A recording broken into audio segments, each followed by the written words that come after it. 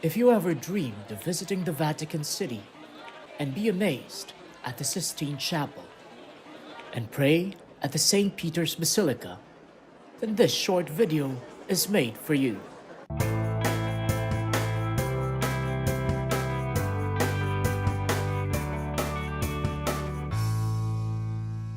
Vatican City is a very unique place. It's a city within a city. It's found inside the city of Rome, the capital of Italy. But it's not just a city. It's also a state, just like Singapore. Small, but a country of its own. To get to Vatican City, you need a Schengen visa, so you can enter Italy and most of Europe. Getting a visa to enter Italy does not require an interview. All you need is to submit your documents, so there's no need to prepare for difficult questions.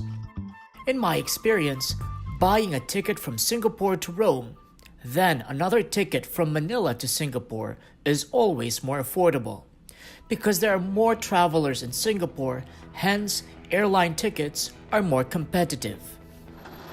Most hotels are situated in Rome. Only a few are inside the Vatican City. But as long as you stay within the old city of Rome, getting into Vatican City is not a problem. There are buses, taxis, and Uber to serve you. You need at least one whole day to appreciate what the Vatican has to offer you as a tourist.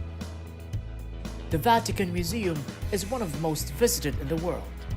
The queue to this museum is notorious, but you can pay an extra €4 at the website to skip the line.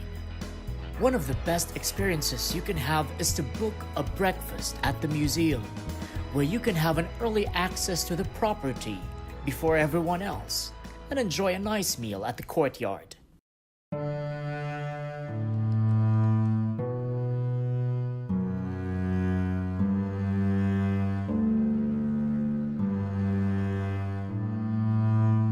This religious museum houses a rich historical art collection, and it will lead you to one of the most breathtaking places in the world, the Sistine Chapel, famous for its beautiful ceiling painted by Michelangelo.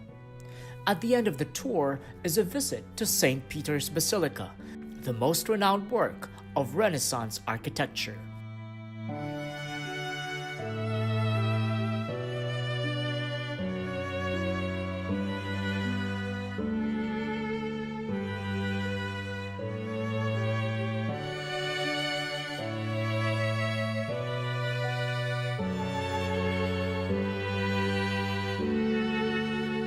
Here, you have the option to climb up the dome of this church, but I must warn you, it is not for the claustrophobic.